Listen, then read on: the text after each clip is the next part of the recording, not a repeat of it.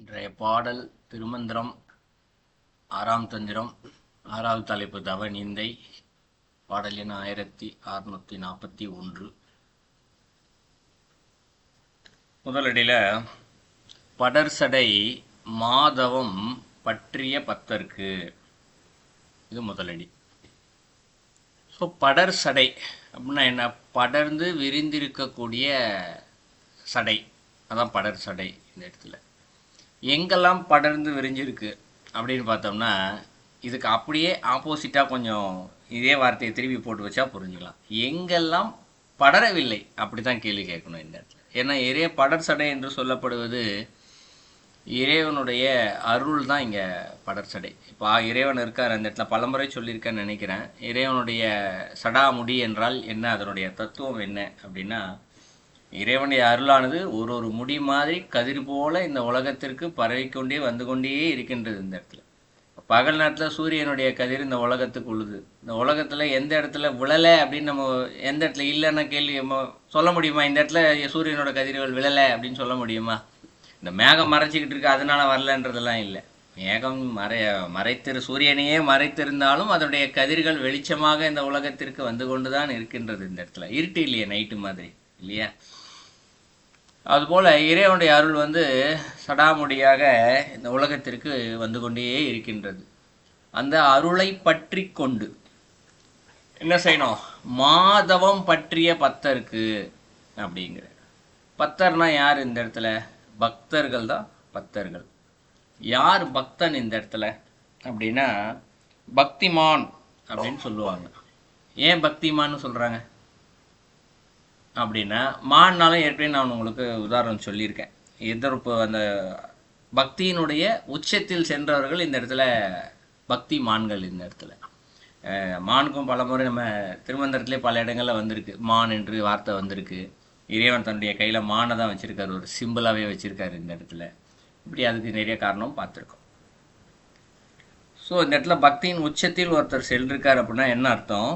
இறைவன் மீதே லைத்தி போய் காணப்படுகிறார் என்று பொருள் இந்த இடத்துல இல்லையா? நம்ம ஒருத்தர் கோயிலே போய் சதாசலம் உட்காந்துட்டு இருந்து இறைவனையே பார்த்து பாடிக்கிட்டே இருந்தாருன்னா பக்தி முக்தி போச்சா ஒரு வார்த்தை கேட்பாங்க. ஏன்னா அவருக்கு வேற எண்ணம் சிந்தனையே இல்லை இந்த இடத்துல. இறைவனை பற்றிய சிந்தனை தான். கோயிலில் நான் புரிஞ்சுக்கிறதுக்காக சொன்னேன். வீட்டில் இருந்தாலும் சரி, வெளியில் போனாலும் சரி, சதா இறைவனை பற்றிய சிந்தனையே ஒருத்தருக்கு இருந்துக்கிட்டே இருக்குன்னு வச்சுக்கோ. வேறு சிந்தனையே இல்லை இந்த இடத்துல. காலைல எந்திரிக்கிறதுலேருந்து நைட்டு படுக்க போகிற வரைக்கும் இதே சிந்தனை தான் அவருக்கு இந்த இடத்துல. ஸோ இவர் தான் இந்த இடத்துல பத்தர். அப்போ இவர் இறைவனை பற்றிய மட்டுமே சிந்தித்து கொண்டிருக்கிறார். ஆனால் தன்னுடைய வேலைகளை எல்லாம் செய்து கொண்டே தான் இருக்கின்றார். அதுவும் தவம் தான் இந்த இடத்துல. நான் பலமுறை சொல்லிட்டேன், தவம்னா காட்டுக்குள்ளே போய் உட்கார்ந்துக்கிட்டு கண்ணை மூட்டு உட்கார்ந்துருக்கிறது மட்டும் தவம் அல்ல, சரிங்களா? ஸோ குடும்பத்தோடு இருந்து கொண்டு இறைவனை பற்றி சிந்தித்து கொண்டே தங்களுடைய செயலை செய்து கொண்டு இருப்பவர்களும் இந்த இடத்துல பக்தர்கள். தவம் தான். அதுபோல் செய்து கொண்டிருப்பவர்களும் பக்தர்கள் தான்.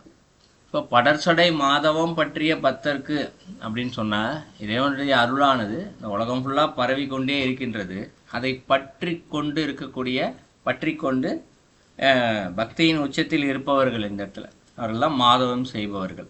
அவங்க எல்லாத்துக்குமே இறைவன் என்ன பண்ணுறாரா, இடரடையா வண்ணம் ஈசன் அருளும் அப்படிங்கிறாரு. இடர் அப்படின்னு சொல்லப்படுறது துன்பம். துன்பம்ன்று சொல்லப்படுவது என்ன வேணால் வரலாம். இன்றைக்கி மனித வாழ்க்கையில் ஒருத்தட்ட பணம் தேவைப்படுற நேரம் பணம் இல்லைனா கூட அது துன்பம் தான். யார்கிட்ட போய் கடன் கேட்கணும் வருத்தப்பட்டு உட்காந்துட்டு இருப்பார். நோய் நொடி, திருமணம் இல்லையா, வேலைப்பழு, இப்படி நிறைய விஷயங்கள் சொல்லிக்கிட்டே போகலாம் இந்த இடத்துல. இது எல்லாமே இடர் தான். அந்த இடர் என்ற துன்பத்தை அடையா வண்ணம் ஈசன் அருளும் அப்படிங்கிறார். இறைவன் என்ன பண்ணுறாரா இந்த இடத்துல, அந்த துன்பம் என்பதை இந்த பக்தருக்கு அடையாத வண்ணம் ஈசன் அருளும் அப்படிங்கிறார். ஈசன் அருள்வார் அப்படின்னு சொல்லலை இந்த இடத்துல. நல்லா கவனிச்சுக்கணும். பல இடங்களில் இறைவன் அருள்வார், அதை செய்வார், இது செய்வார்னு வரும் திருமந்திரம் பாடலில் பல இடத்துல. இந்த இடத்துல அருள்வார்னு சொல்லலை, அருளும் அப்படிங்கிறார். அப்போ என்ன பொருள்? இவர் தன்னுடைய பக்தியை செஞ்சுக்கிட்டே இருக்காரு, தானாகவே அருளானது இவருக்கு கிடைத்து கொண்டே இருக்கின்றது. அதான் பொருள் இந்த இடத்துல. ஈசனா யாரு? உலகத்திற்கே தலைவன் இந்த இடத்துல. ஸோ இறைவன் தான் இந்த இடத்துல உலகத்தில் எல்லா பொருட்களுக்கும் தலைவனாக இருக்கின்றார் இந்த இடத்துல. அவருடைய அருளானது இவர்கிட்ட வந்துக்கிட்டே இருக்கா இந்த இடத்துல. இறைவனாக பார்த்து ஏதோ அவர் மட்டும் என் மேலே பக்தி செலுத்துறாரு, நான் அவருக்கு மட்டும் கொஞ்சம் அருளை எக்ஸ்ட்ரா கொடுக்குறேன் அப்படின்னு சொல்லிட்டு அவர் கொண்டு வந்து கொடுக்கல இந்த இடத்துல. அவர் அருளை இந்த இடத்துல கொட்டிக்கிட்டே இருக்கார். உலகம் ஃபுல்லாக மொத்த மழை பெய்கிற மாதிரி, மொத்த உலக இடத்துக்கும் மழை பெய்கிற மாதிரி கொடுத்துக்கிட்டே இருக்கார். ஆனால் இவருக்கு மட்டும் என்ன ஆயிடுச்சான், இறைவனுடைய சிந்தனையில் இருக்கிறதுனால ஒரு திறந்த பாத்திரம் போல் அப்படி வச்சுக்கலாம். ஒரு மழை நேரத்தில் ஒரு பாத்திரத்தை மூடி கொண்டு போய் வச்சோம்னா அதில் மழை தண்ணி என்ன விடுமா, அதில் படாது, ரொம்பவும் செய்யாது.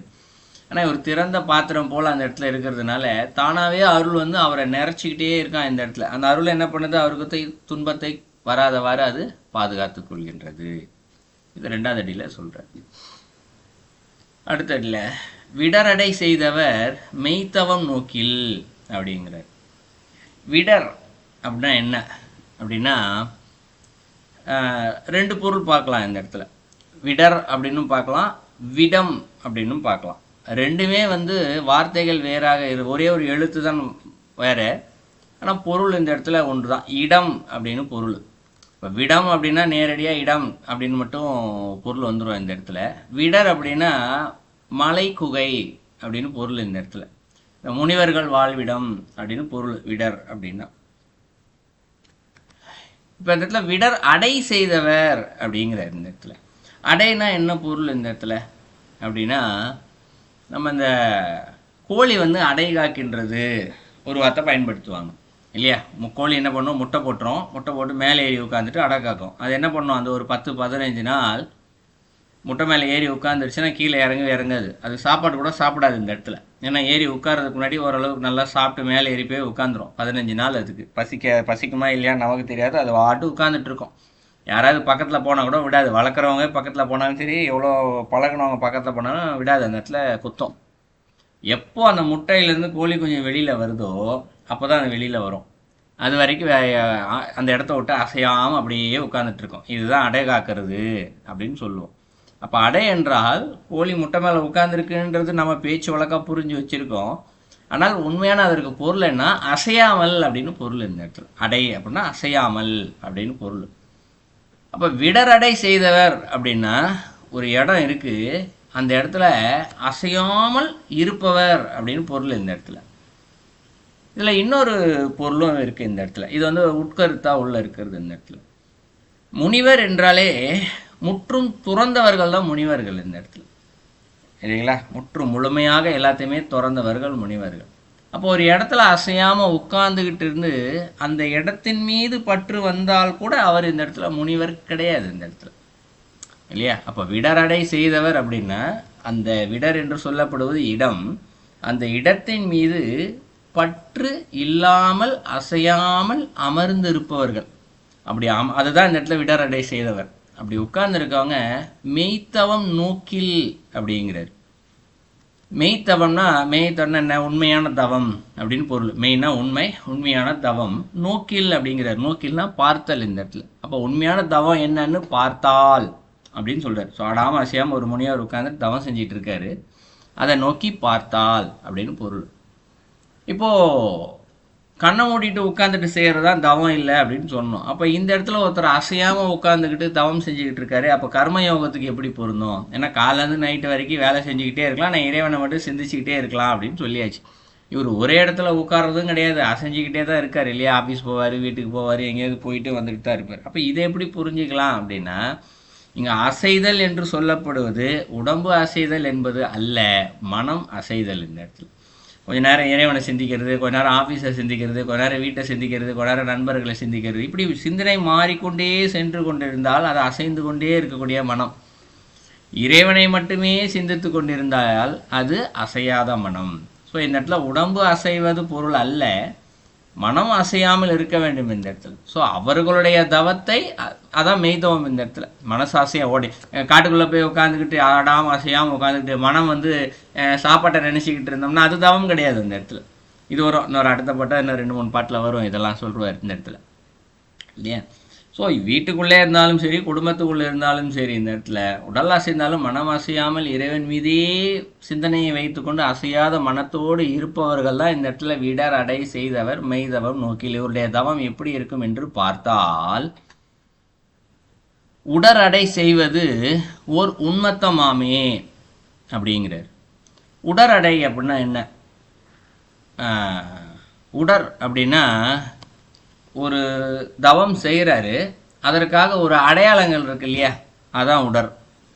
இப்போது முனிவர் அப்படின்ற வார்த்தையை சொல்கிறாரு இந்த இடத்துல இல்லையா, எல்லாத்தையும் முற்றும் துறந்தவர் அப்படின்ற வார்த்தையை சொன்னோம் புரிஞ்சிக்கிறதுக்காக இந்த இடத்துல. ஏன்னா விடர்ன்ற வார்த்தைக்காக புரிஞ்சிக்கிறதுக்காக சொன்னோம். இப்போ ஒரு ட்ராமாவோ சினிமாவோ ஏதாவது ஒன்று முனிவர் அப்படின்னாலே நமக்கு என்ன சொல்கிறாங்க இந்த இடத்துல, எடுத்தவொடனே ஒரு தாடி, கையில் ஒரு கமண்டலம் இல்லையா, தலையில் ஒரு கொண்டை, இடுப்பில் ஒரு சிகப்பு நிற உடை, அவ்வளோதான். இதை போட்டாச்சுன்னா முனிவர் இந்த இடத்துல, சரியா? ஸோ இந்த அடையாளங்கள் இருக்கின்றது இல்லையா, இதுதான் உடர். ஸோ என்ன பண்ணுறான், உடறடை செய்வது அப்படிங்கிறாரு. அப்போ தவத்திற்கு நான் வந்து முனிவர், நான் யோகி, நான் ரிஷி அப்படின்னு சொல்லிக்கொண்டு அதற்கான அடையாளங்களை செய்வது, அதான் உடறடை செய்வது. இவங்க என்ன பண்ணுவாங்க, காலைல நைட்டு தூங்கும் போதோ காலைல குளிக்கும் போதோ கூட சரி, இந்த இடத்துல அந்த சிகப்பு நிற உடைய கழட்ட மாட்டாங்க, அப்படியே சாமி அப்படியே போகிறது. அந்த கொண்டை தாடியெல்லாம் வளர்க்குறது தானே, அது தனியாக கழட்டியாக வைக்க முடியும், முடியலாம் இல்லையா? ஸோ இவங்களாம் அதை தாடி முடியெல்லாம் வளர்த்துக்கிட்டு சாமியார் மாதிரியே இருக்கிறது இந்த இடத்துல. ஸோ இதுதான் உடறடை செய்வது. ஏன்னா அது அசையாதில்ல, அப்படியே உடம்போடையே ஒட்டிக்கிட்டே தானே இருக்குது இந்த இடத்துல. செய்வது ஒரு உன்மத்தமாமே அப்படிங்கிறது. உன்மத்தம்னா என்ன அப்படின்னா ரெண்டு பொருள்.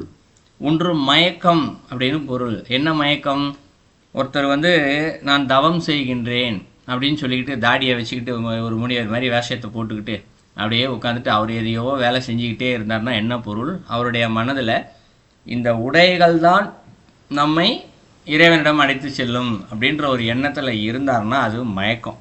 ஏன்னா இன்றைக்கே பல பேருக்கு வந்து அந்த மித்து இருக்குது, சாமியார் மாதிரி இருந்தால் அப்படியே ருத்ராட்சம் போட்டுக்கணும் கண்டிப்பாக, காவி படை கண்டிப்பாக போட்டு தான் ஆகணும், தாடி வச்சு தான் ஆகணும் கண்டிப்பாக, பட்டை நெத்தியில் அடித்து தான் ஆகணும் கண்டிப்பாக, இப்படி இருக்கக்கூடிய சிந்தனை இது மயக்கம் தான். இதுதான் இறைவன்ட்டு அழைச்சிட்டு போவோம்னு நினச்சிக்கிட்டு இருக்காங்க, அது மயக்கம். இன்னொன்று இருக்கின்றது உன்மத்தம் அப்படின்னா ஒரே வார்த்தை பைத்தியம்னு பொருள் இந்த இடத்துல, மனநலம் பாதிக்கப்பட்டவர்கள். அப்போ என்ன சொல்கிறார் இந்த இடத்துல, உன்மத்தம் ஆமே அப்படிங்கிற 4வது அடியில் சொல்கிறார். அப்போ 4 அடிக்கும் சேர்த்து பொருள் பார்த்தோம்னா இது வந்து தவநிந்தை தலைப்பிலே வரக்கூடிய பாடல் இந்த பாடல். ஸோ எது தவநிந்தை அப்படின்னு 3 அடியில் வந்து சொல்கிறாரு. உண்மையான தவம் என்றால் என்ன அப்படின்றத 3 அடியில் சொல்லிட்டாரு. 4வது அடியில் என்ன சொல்லிட்டாரு, இதை கடைபிடிக்காதவர்கள் தான் தவம் செய்கின்றேன் என்று இவர்களாகவே சொல்லி கொண்டு இருந்தால் அது அவர்கள் தன்னையே ஏமாற்றி கொள்வது போல ஒன்று, அடுத்தது அடுத்தவர்களையும் ஏமாற்றுவது போல அப்படின்னு சொல்கிறார். இதுதான் தவநிந்தை இந்த இடத்துல. ஸோ 4 அடிக்கும் சேர்த்து பொருள் பார்த்தோம்னா யார் ஒருவர் இந்த இடத்துல இந்த உலகத்தில் ஒரு மலை போல் பொழிந்து கொண்டு இருக்கக்கூடிய இறைவனது அருளை முழுமையாக பற்றி கொண்டு இறை சிந்தனையிலேயே இருந்து கொண்டிருக்கின்றாரோ அந்த பக்தர்களுக்கு இறைவன் துளி அளவும் இந்த இடத்துல துன்பம் வராதவாறு பார்த்து கொள்வார். பார்த்துக்கொள்வார்னு அவருடைய அருளையே பார்த்துக்கொள்ளும் இந்த இடத்துல. இறைவன் அதுக்குன்னு தனியாக வரணும்னு அவசியம் இல்லை, ஈஸ்வனுடைய அருள் வந்துக்கிட்டே இருக்குது, இதை அவர் பத்திரமா எடுத்து வச்சுக்கிறாரு. அதுவே என்ன பண்ணும், அவருக்கு துன்பம் வராமல் பார்த்துக்கும் இந்த இடத்துல. ஏன்னா துன்பம்ன்றது சின்ன விஷயம், இது மனுஷன்தான் பெருசாக பார்க்குறான். இறைவனது அருளே போதும், இறைவன் தனியாக வந்து இந்த இடத்துல நின்று இவருடைய துன்பத்தெல்லாம் போக்கணும்னு அவசியமே இல்லை இந்த இடத்துல. இறைவனது அருளே இவருடைய துன்பத்தெல்லாம் வரவிடாமல் பார்த்துக்கும். ஆனால் இந்த இடத்துல உண்மையான தவம் என்பதை நாம் என்ன என்று பார்த்தோமே ஆனால் உண்மையான தவம், ஏன்னா இவர் பெற்றார்ல, இப்போ 2 அடியில் வந்து இறைவனது அருளை பெற்றுக்கிட்டாரு, துன்பம் இல்லாதவாறு அவர் பார்த்துக்கிட்டு தவயோகி அப்படின்ற தவம் அப்படின்ற ஒரு விஷயத்தில் இருக்கார். அப்போ உண்மையான தவம் என்பது என்ன இந்த இடத்துல அப்படின்னா, இவர் எந்த விதமான மார்க்கத்தில் சென்றாலும் அவருடைய மனம் அசையாத நிலையில் இறைவன் மீது இருந்தாரே என்றால் அது இந்த இடத்துல தவம் என்று சொல்லப்படும். ஆனால் மனம் அசைந்து கொண்டு உடல் அளவில் மட்டும் இவர் இந்த இடத்துல தாடி முடி இது போல வேடங்களை அணிந்து கொண்டிருந்தால் அவர் தன்னையும் ஏமாற்றி கொண்டு இந்த ஒரு மனநிலை பாதிக்கப்பட்டவர் போல்தான் இருக்கும் அப்படின்னு சொல்லிட்டு முடிக்கிறார். தான் அந்த பாடலுடைய கருத்து. உண்மையான சொல்லுங்க ஐயா. உண்மையான தவயோகிகள் சொன்னால் மனமற்ற நிலையில இருப்பவர்கள் தான் உண்மையான தவயோகிகள். அது உச்சநிலை ஐயா, அது உச்சநிலை, உச்சம் உச்சம் அது நீங்க சொல்றது உச்சத்தின் உச்சம், அது நீங்கள் சொல்லும் நிலை உச்சநிலை தவயோகி யோக நிலையை. இந்த பாட்டின்படி மனம் சஞ்சலம் இருக்கிற ஒரு சஞ்சலம் இருக்கைக்குள்ள எந்த நேரம் தியானத்துல இருந்தாலும் கூட தியானம் குலைஞ்சு போகும். அந்த மன ஓட்டம் ஓடிக்கொண்டு தானே இருக்கும்.